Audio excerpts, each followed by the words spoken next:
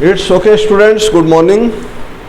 आज के सेशन में हम Indian polity in the sense constitution of India के पार्ट 2 सिटीजनशिप पर डिस्कस करेंगे। राइट, तो आज का जो हमारा टॉपिक है part 2 of constitution of India और टॉपिक है citizenship. Citizenship in the sense नागरिकता। और नागरिकता कानून को लेकर के आपने देखा होगा कि बड़ा इशूज भी क्रिएट हुआ। कब इशूज क्रिएट हुआ? जब 2019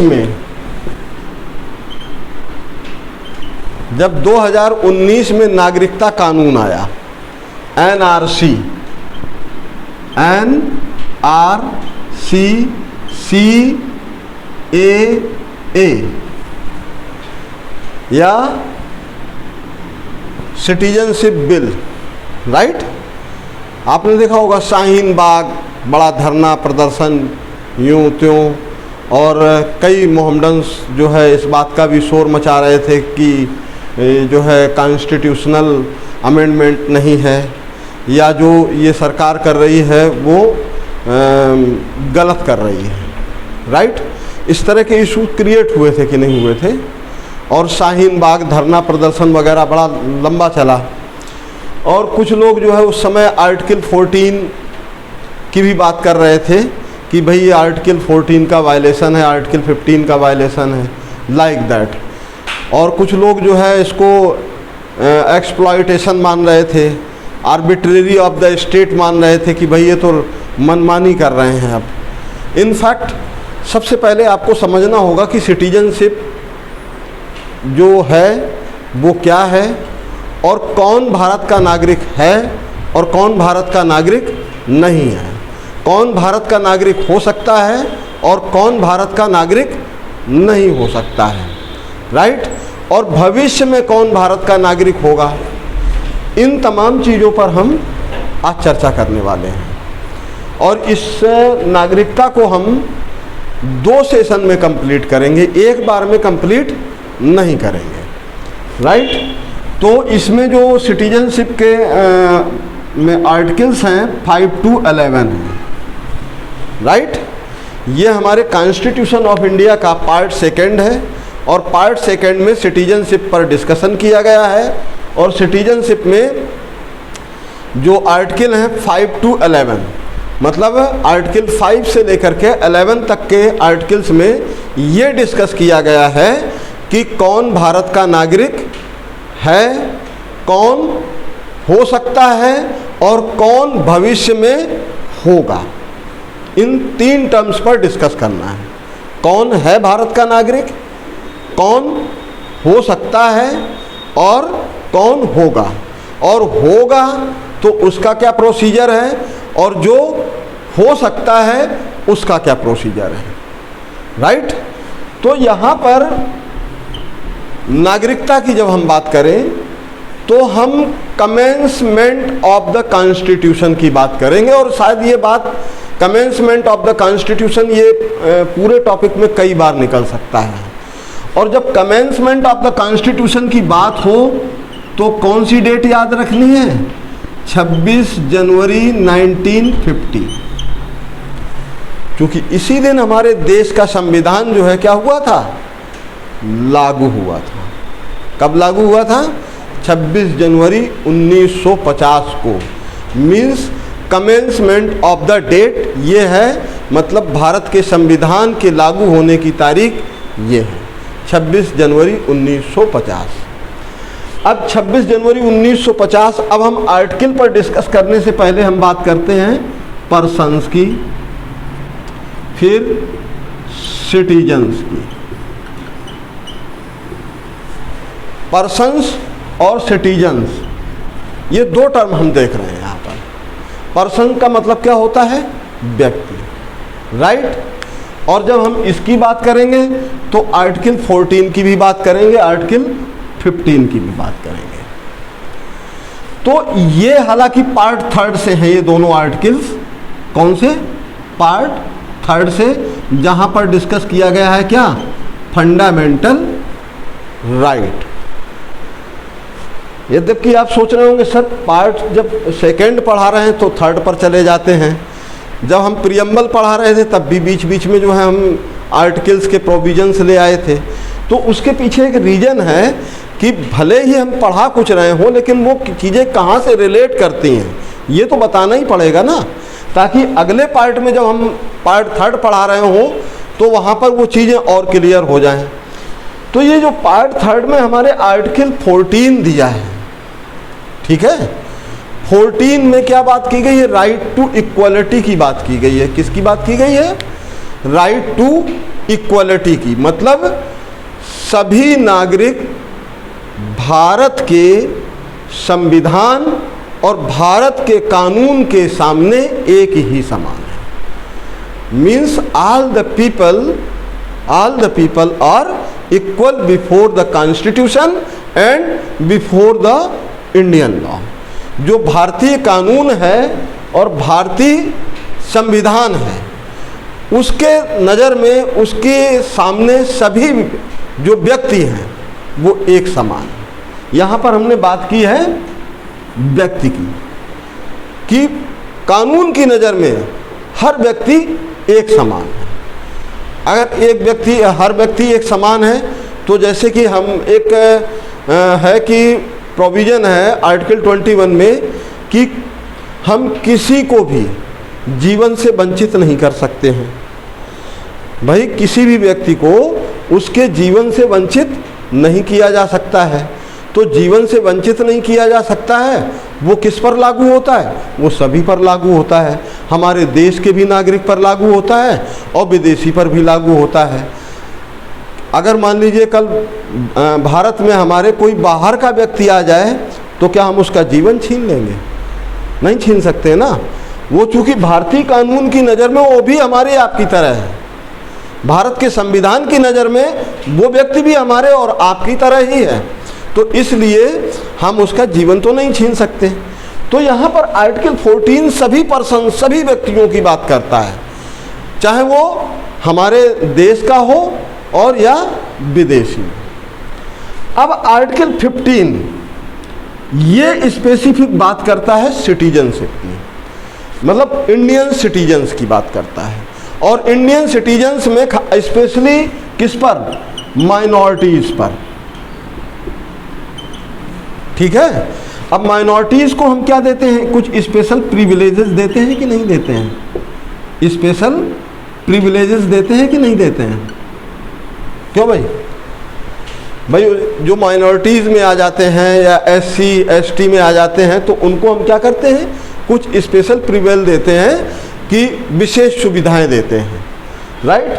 तो ये सारी चीज़ें किसके लिए हैं, जो भारत का नागरिक हो, मतलब इंडियन सिटीजन्स हो, भारत का नागरिक हो, उसी के लिए तो हम स्पेशल प्रिविलेजेस, स्पेशल राइट्स अगर कुछ हैं तो वो हम किसको देंगे, इंडियन सिटीजन्स को देंगे। और जो फंडामेंटल राइट में फॉल करेंगे वो कौन करेंगे, वो इंडियन सिटीजन्स फॉल करेंगे, राइट। फंडामेंटल राइट के क्लाज में कौन फॉल करता है, जो हमारे भारत का नागरिक है, इंडियन सिटीजन है, वो फंडामेंटल राइट में फॉल करेगा। बाकी जो इलीगल इमिग्रेट हुए हैं, इलीगल इमिग्रेट का मतलब होता है कि कोई ज़बरदस्ती घुसाया और वो आर्टिकल की बात करे, फंडामेंटल राइट की बात करे, तो उसको हम कॉन्स्टिट्यूशनल में जो स्पेशल प्रिविलेजेस दिए गए हैं, कॉन्स्टिट्यूशन में जो स्पेशल राइट दिए गए हैं वो तो हमने अपने नागरिकों के लिए दिए हैं ना, भारत के नागरिकों के लिए दिए हैं, ना कि हम विदेशी नागरिक को दे रहे हैं, राइट।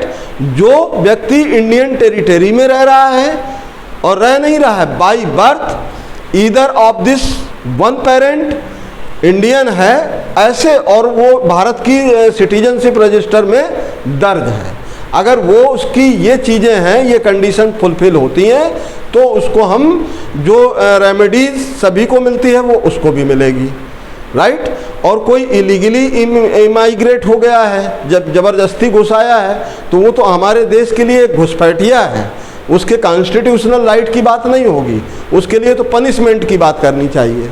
am I राइट और रॉन्ग। तो सिटीजन्स, माइग्रेशन और इलीगल इमिग्रेशन, यहाँ पे 3 टर्म को और समझते हुए चलना होगा, फिर इसके बाद आर्टिकल पर डिस्कशन करते हैं। राइट?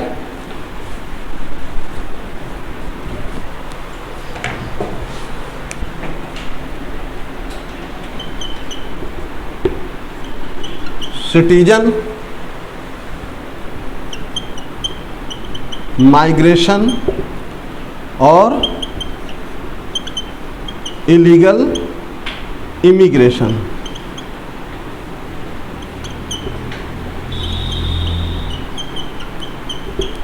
ये 3 टर्म और हैं। सिटीजन जो भारत के नागरिक हैं, जो कि हम आपको बताएंगे कौन भारत का नागरिक हो सकता है और कौन भारत का नागरिक नहीं हो सकता है और कौन होगा, मतलब फ्यूचर में भी अगर होगा तो कौन होगा। वो उनके लिए हमारे कॉन्स्टिट्यूशन में जो भी प्रोविज़न दिए हैं, जो भी प्रिविलेजेस दिए हैं, जो भी राइट्स दिए हैं, वो सारे राइट्स, सारे स्पेशल प्रिविलेजेस वो सब एंजॉय कर सकते हैं। कौन? जो सिटीजन्स हैं, जो माइग्रेट होकर के इंडिया आए हैं और वो जो है उनको इंडियन सिटीजनशिप जिनको मिल गई है, वो सारे राइट्स एंजॉय कर सकते हैं। जो इलीगल इमिग्रेशन हुआ है उनके लिए हम राइट की बात नहीं करते हैं। और यही था हमारा एनआरसी। जो एनआरसी क्या है, 2019 का जो सिटीजनशिप अमेंडमेंट एक्ट है 2019 का, वो किसकी बात करता है? इलीगल इमिग्रेशन की, मतलब जो गलत तरीके से भारत में घुस आए हैं। अब गलत तरीके से भारत में कैसे घुसे, उसका क्या प्रोविज़न है, अब आपको हम बता दें। इस पर हुआ क्या था, 1971 में अब पाकिस्तान से क्या हुआ, बांग्लादेश बना। राइट? 1971 में क्या हुआ था कि पाकिस्तान में एक तरह की क्राइसिस हुई और भारत से युद्ध चल रहा था, और उधर ईस्ट पाकिस्तान जो है अपना एक स्वतंत्र राज्य की मांग कर रहे थे।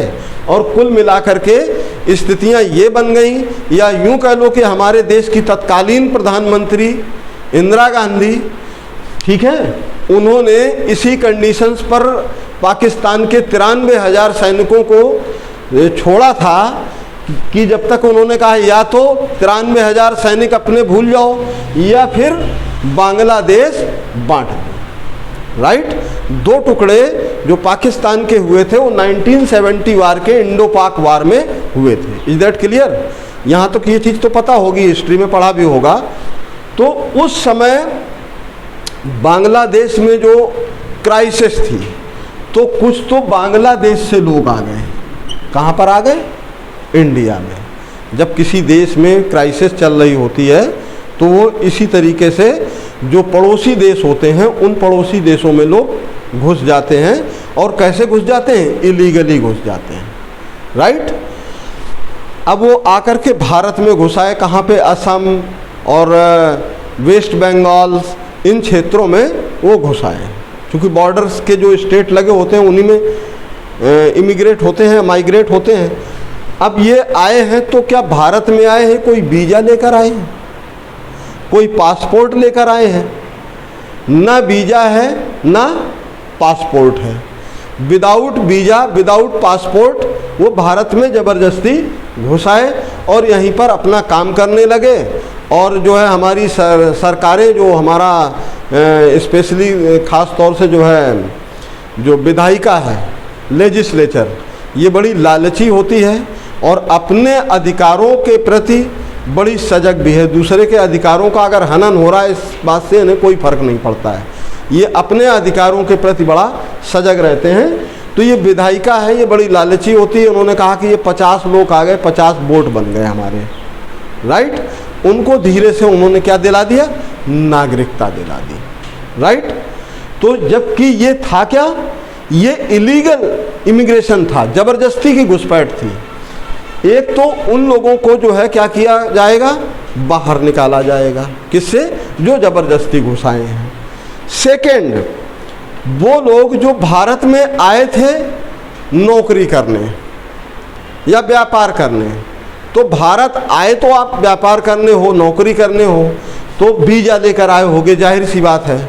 और वीज़ा आपका जो वीज़ा है वो मान सपोज 5 ईयर्स का है, आप 5 ईयर्स का टर्म्स कंप्लीट करने के बाद भी भारत से नहीं गए, राइट, तो वो भी जो है क्या है, इलीगल इमिग्रेशन है कि आपका जो टेन्योर है वो पूरा हो चुका है लेकिन फिर भी भारत में रुके हुए हो, भारत छोड़ने का नाम ही नहीं ले रहे हो, तो ये वो भी इलीगल इमिग्रेशन के अंतर्गत आता है, राइट।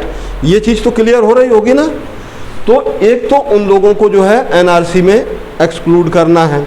तो ऐसे लोग कौन कौन से हैं, ये कहाँ कहाँ से आए हैं, तो जैसे कि श्रीलंका क्राइसिस से रोहिंग्या आ गए, बांग्लादेश से आ गए, अफ़गान क्राइसिस हुआ तो अफ़गानी आ गए, राइट।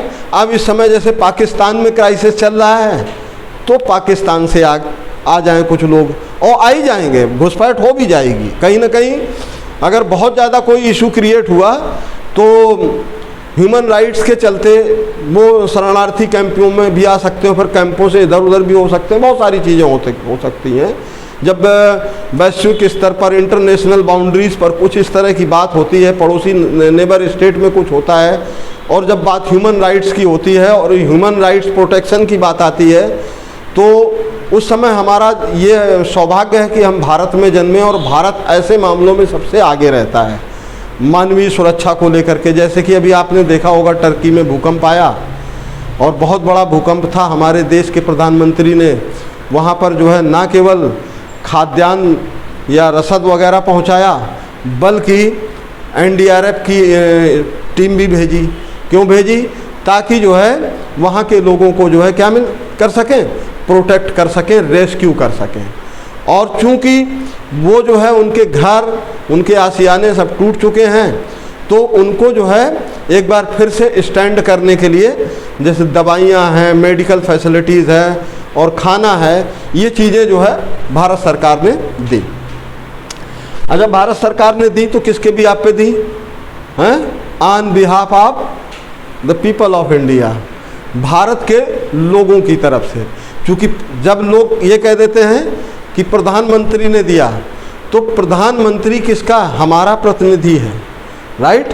तो ये वाली बात हमेशा, जब आप अगर ये कहते हो कि हमने दिया, तो आप गलत नहीं कह रहे हैं, क्योंकि हमारे प्रधानमंत्री ने दिया मतलब हमने दिया, क्योंकि वो हमारा ही तो प्रतिनिधि है, राइट, हमारा ही तो रिप्रेजेंटेटिव है। और वहाँ पर टर्की में वो किसको रिप्रेजेंट कर रहे हैं? हमें ही तो रिप्रेजेंट कर रहे हैं, राइट।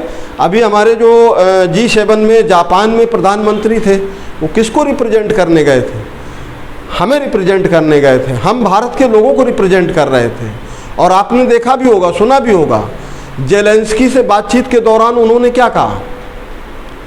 जेलेंस्की, यूक्रेन के प्रेसिडेंट जेलेंस्की से बातचीत के दौरान उन्होंने कहा कि हम भारत के लोगों की तरफ से आपसे ये वादा करते हैं कि हम इस जो क्लैश है, जो तुम्हारा कॉन्फ्लिक्ट है, जो इशू है, इसको हम सॉर्ट आउट करने का प्रयास करेंगे।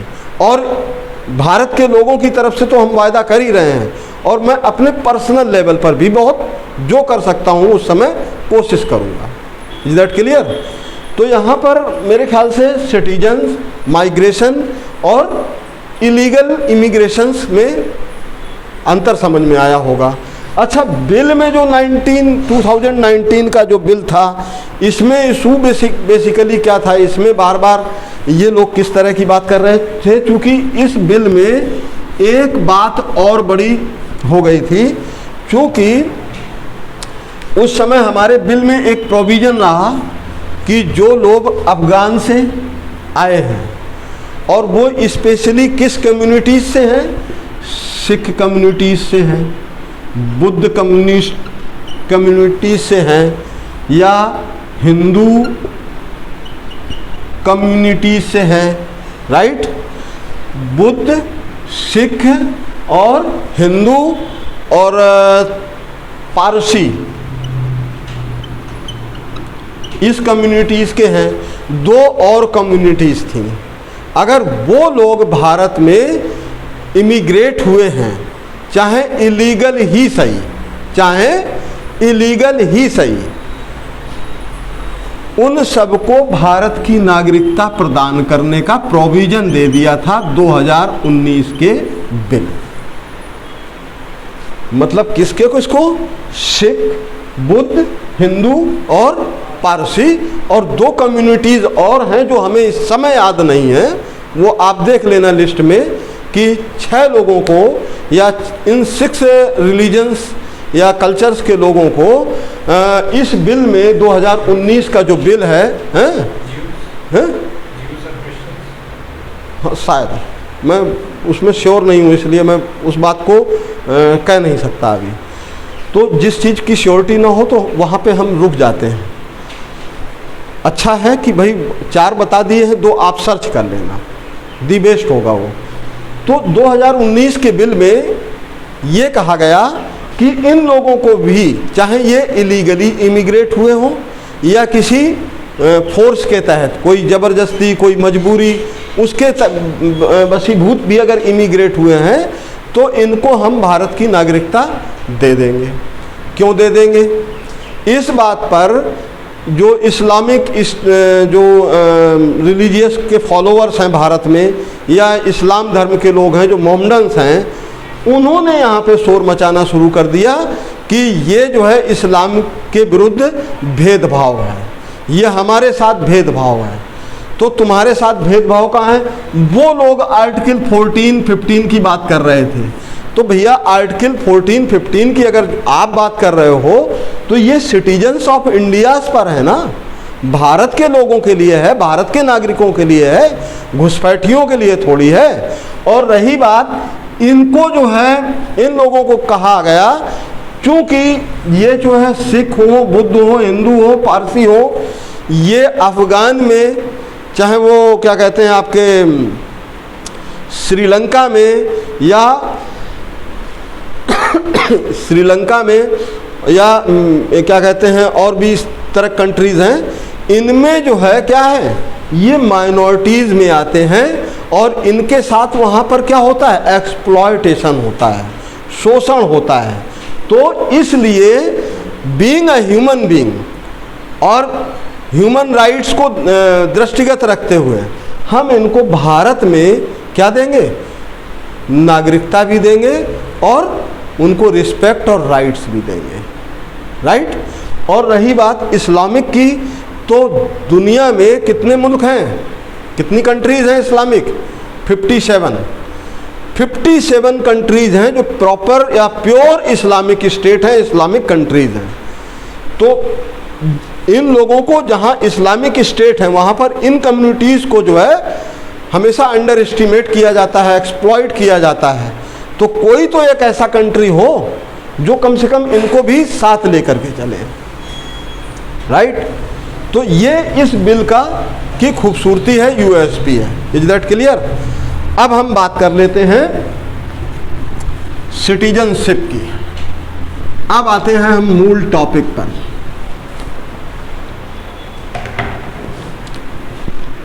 आर्टिकल 5। आर्टिकल 5 क्या डिस्कस करता है? आर्टिकल 5 डिस्कस करता है कि भारत का नागरिक कौन होगा। पहला क्वेश्चन, राइट। तो भारत का नागरिक कौन होगा, मतलब वही आफ्टर द कमेंसमेंट या on the date of commencement. On the date of commencement का मतलब है 26 जैन 1950। 26 जैन 1950 यही तो है हमारे कॉन्स्टिट्यूशन की कमेंसमेंट डेट। इस डेट को वो भारत का नागरिक है तो वो भारत का नागरिक है। अर्थात इस डेट से 5 साल पहले, कम से कम इस डेट से 5 इयर्स बिफोर वो कहाँ रह रहा हो व्यक्ति, इंडिया में रह रहा हो, राइट, या विद इन इंडियन टेरिटरी रह रहा है, तो वो भारत का नागरिक है। Is that clear?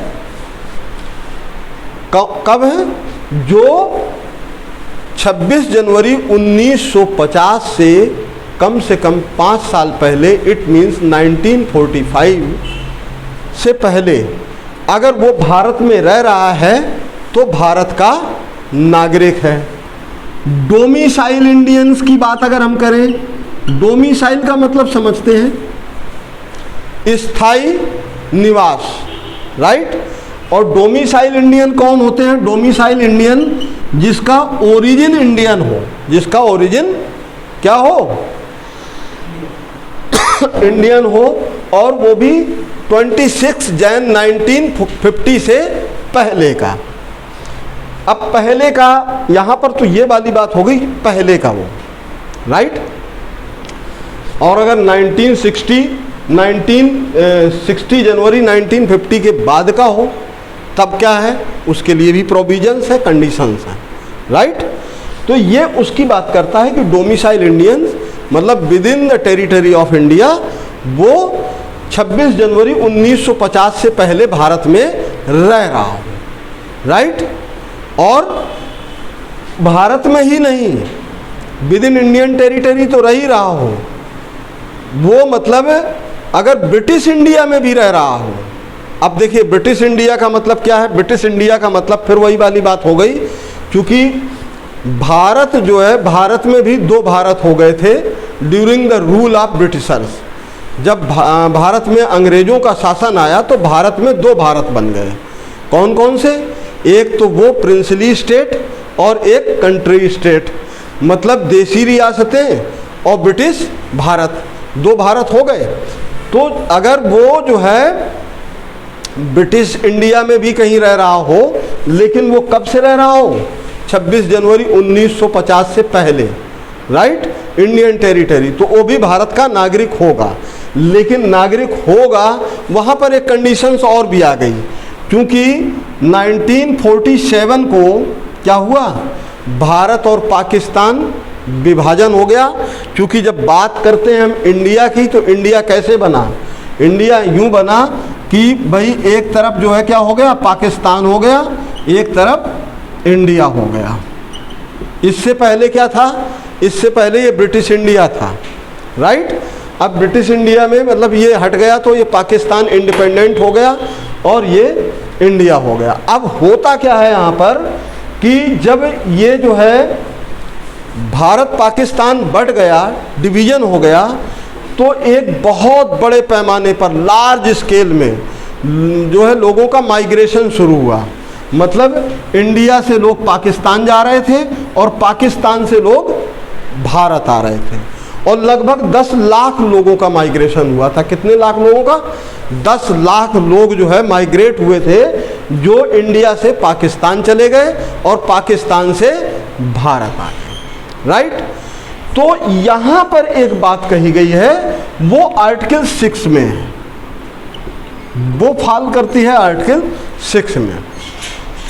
वो ये कहती है, आर्टिकल 6 ये कहता है कि भाई जो जुलाई 1948 से पहले, जुलाई 1948 से पहले जो लोग इंडिया से भारत चले गए या पाकिस्तान से लोग भारत आ गए, हम तो चूंकि भारत की नागरिकता की बात कर रहे हैं, किसकी बात कर रहे हैं? भारत की नागरिकता की बात कर रहे हैं। तो जो इसके पहले आ गए हैं जुलाई, बल्कि 19 जुलाई 1948 से पहले पाकिस्तान से जो भारत आ गए हैं और यहाँ पर रहने लगे हैं प्रॉपरली, एक अच्छे नागरिक की तरह, डिसेंट नागरिक की तरह, तो वो भारत के नागरिक होंगे, राइट। वो माइग्रेट हो गए, लेकिन कब हुए? 19 जुलाई 1948 से पहले या इस डेट तक जो लोग पाकिस्तान से भारत आ गए वो भारत के नागरिक होंगे।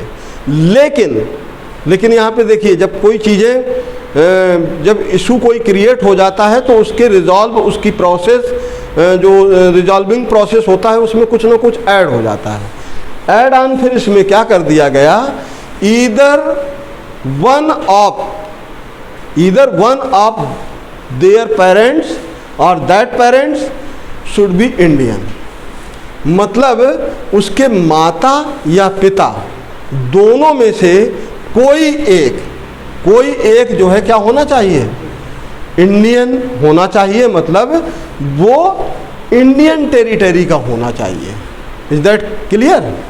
मतलब ऐसा नहीं है कि वो लाहौर में रह रहा था और वहीं पर रहा वो, फिर और पाकिस्तान जब बढ़ गया तो उसमें जो है उसका इंडिया में कोई मतलब नहीं रह गया। लेकिन वो अगर इंडियन टेरिटरी में कभी रहा है, राइट, या उस टेरिटरी से उसका लिंक है, तो वो भी भारत का नागरिक हो सकता है। Is that clear? अब यहाँ पर देखिए ये कंडीशन हो गई। फिर आर्टिकल जो है ये 6 हो गया। ये आर्टिकल 6 की बात थी कि कौन भारत का नागरिक हो सकता है। Is that clear?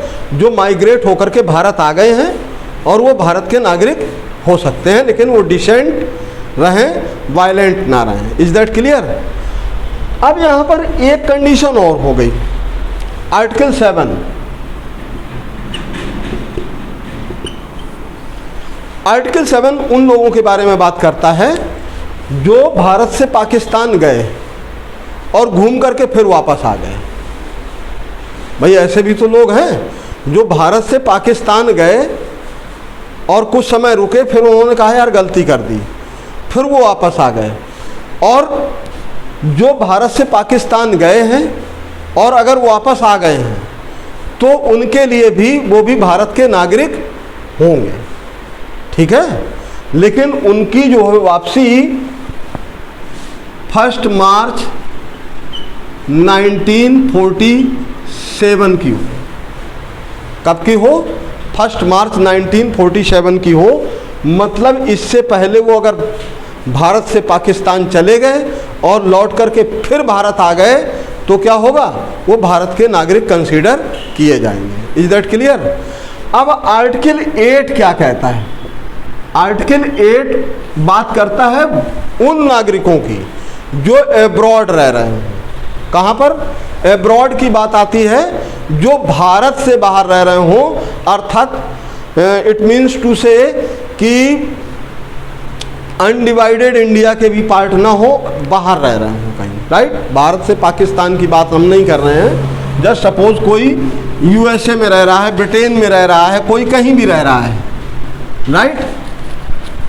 अब ये आर्टिकल 8 उनकी बात करता है कि क्या वो भारत के नागरिक हो सकते हैं जो एब्रॉड रह रहे हैं, राइट।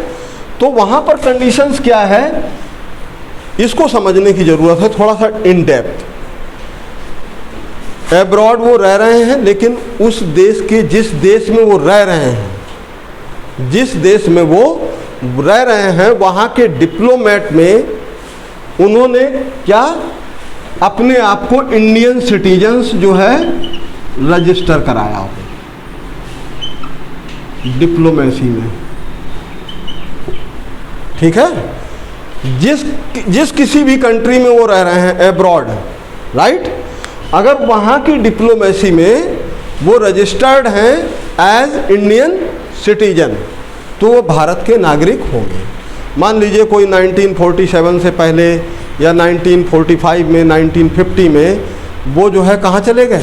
ब्रिटेन चले गए, यूएसए चले गए, रसिया चले गए, किसी भी कंट्री में चले गए, एब्रॉड चले गए, राइट। और वहाँ की जिस नेशन में आप गए हो, जिस स्टेट में गए हो, वहाँ पर आपसे ये ज़रूर पूछा गया होगा कि भाई आप कहाँ के रहने वाले, आप कहाँ के सिटीजन्स हैं। तो वहाँ पर उन्होंने वहाँ की डिप्लोमेसी में स्वयं को क्या डिक्लेयर किया हो? इंडियन सिटीजन्स के तौर पर रजिस्टर किया हो, तो वो भारत के नागरिक हो सकते हैं। अच्छा, दूसरा, अगर वो एब्रॉड रह रहे हैं बहुत लंबे समय से, राइट, फिर उसमें यहाँ पर ये हुआ कि भाई लेकिन वो जो है भारत आ गए, अब उन्होंने कहा भाई बहुत समय हो गया, आप भारत में रहना चाहते हैं हम, तो वहाँ की एक तो डिप्लोमेसी उनको रिपोर्ट सबमिट करनी पड़ेगी कि देखिए हम वहाँ पर भी हम 50 साल रहे, हम 60 साल रहे, कहाँ पर रहे? ब्रिटेन में रहे, लेकिन बतौर इंडियन वहाँ की डिप्लोमेसी में हम क्या है? रजिस्टर्ड है। फिर ये देखा जाता है, सेकंड क्लास इसमें फिर शुरू हो जाता है कि क्या ये इनका ओरिजिन जो है इंडिया का है कि नहीं है। तो ओरिजिन इंडिया में की जब बात करते हैं तो फिर एक सेकंड क्लास ये होता है कि either one of parent. Either one of parent का मतलब कम से कम एक, इधर मदर और फादर, या तो माता या पिता, दोनों में से कोई एक जो है क्या होना चाहिए, इंडियन होना चाहिए, तब वो भारत का नागरिक होगा। क्लियर? तो ये 8 की बात हो गई। ये भारत का नागरिक कौन हो सकता है? वो होगा जो बाहर भी रह रहा है, आउट ऑफ इंडिया रह रहा है, कि वहाँ जिस किसी भी कंट्री में रह रहा हो, वहाँ की डिप्लोमेसी में वो बतौर means as a Indian citizen दर्ज होना चाहिए। और सेकंड, उसके माता या पिता दोनों में से कोई एक इंडियन का होना बहुत ज़रूरी है। Is that clear? अब आर्टिकल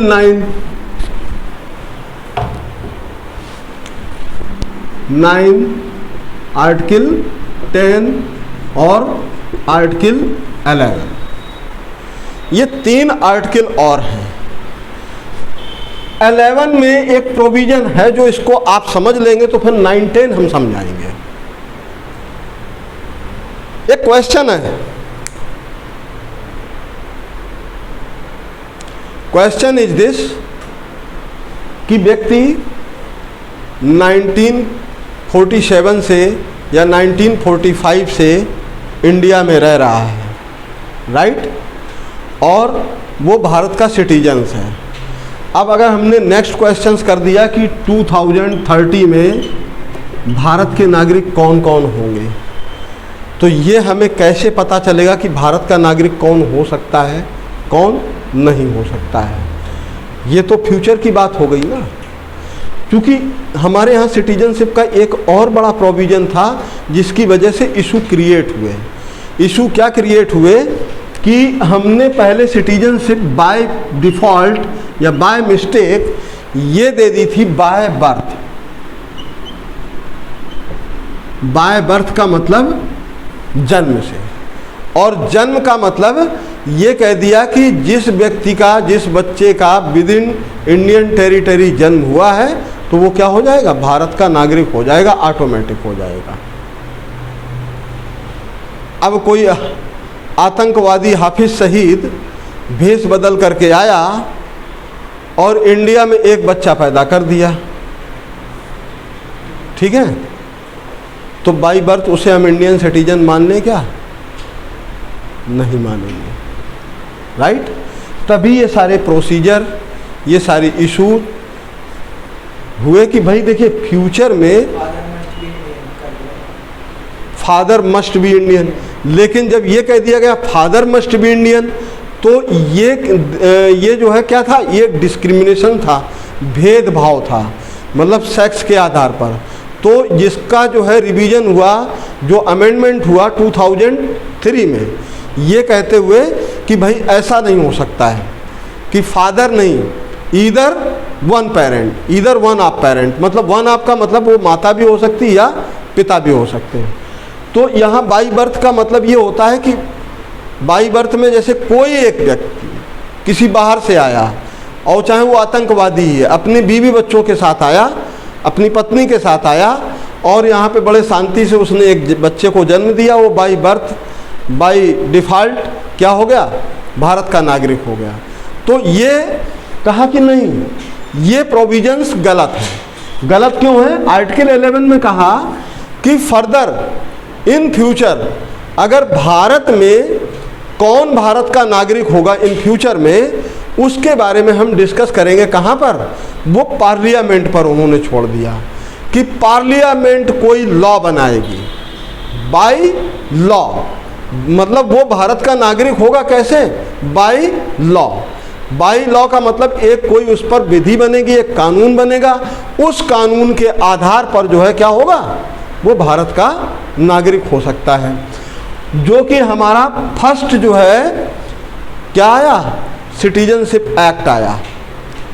फर्स्ट सिटीजनशिप एक्ट जो हमारा था, सिटीजनशिप एक्ट 1955, राइट।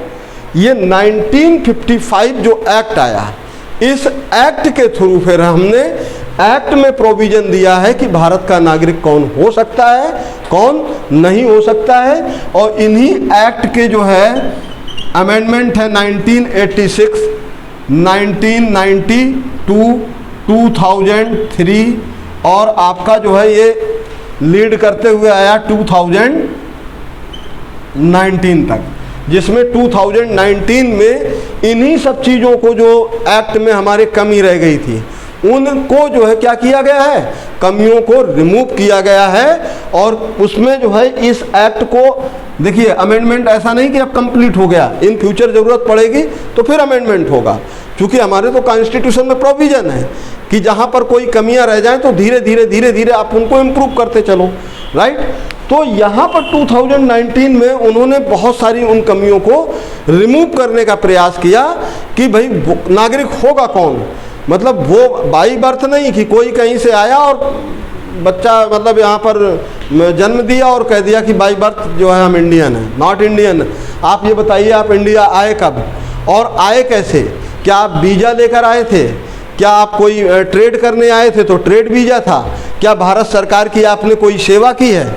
मतलब अगर इस तरीके से आए हैं और भारत मतलब आपने सिटीजन्स की जो है, इंडियन सिटीजन्स की जो प्रोसीजर्स को फॉलो किया है, आपने कहीं पर अप्लाई किया है सिटीजनशिप के लिए, देन यू आर इंडियन। और जहाँ पर आपने अप्लाई किया है सिटीजनशिप के लिए किसी गवर्नमेंट के ऑफिस में कि भाई हमको इंडिया का सिटीजन मान लिया जाए, और उस ऑफिस ने आपको बतौर इंडियन अपने ऑफिस में रजिस्टर किया हो, right, then you are Indian, otherwise you are not Indian, right. मतलब जैसे कोई व्यक्ति आया भी है, चाहे वो इलीगली इमिग्रेट हुआ, लेकिन वो कुछ समय रहने के बाद उसने भारत में लोगों की सेवा की, भारत सरकार की सेवा की, या यहाँ पर व्यापार किया, और फिर उसने भारत के किसी ऑफिस में जाकर के जहाँ पर सिटीजनशिप रजिस्टर्ड होती है उस गवर्नमेंट ऑफिस को एक एप्लीकेशन दी, और ये कहते हुए कि भाई मैं ऐसे ऐसे भारत आया था लेकिन अब मैं भारत नहीं छोड़ना चाहता हूँ और मुझे यहाँ की सिटीजनशिप दे दी जाए।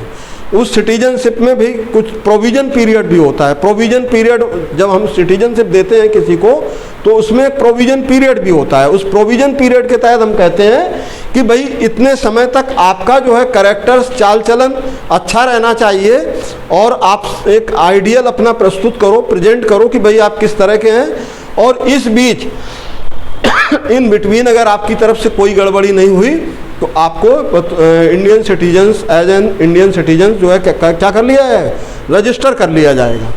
अगर वो उसने इस तरह का कहीं पर एप्लीकेशन दिया है, प्रोसीजर फॉलो करने के बाद अगर वो बतौर इंडियन सिटीजन रजिस्टर हो गया है गवर्नमेंट ऑफिस में, then he is Indian citizen, otherwise not Indian citizen. तो ये हम पढ़ेंगे एक्ट में 1955 के एक्ट में पढ़ेंगे, फिर 2019 के एक्ट को जो प्रॉपर तरीके से, ताकि सिटीजनशिप आपको बहुत अच्छे तरीके से समझ में आ जाए। फिर हम अगेन डिस्कस करेंगे article 9 and 10। Is that clear? So today's session is over. आप देखते रहिए और हमारे चैनल को आप प्लीज़ लाइक करें, सब्सक्राइब करें और अपने मित्रों के साथ शेयर करें। जय हिंद।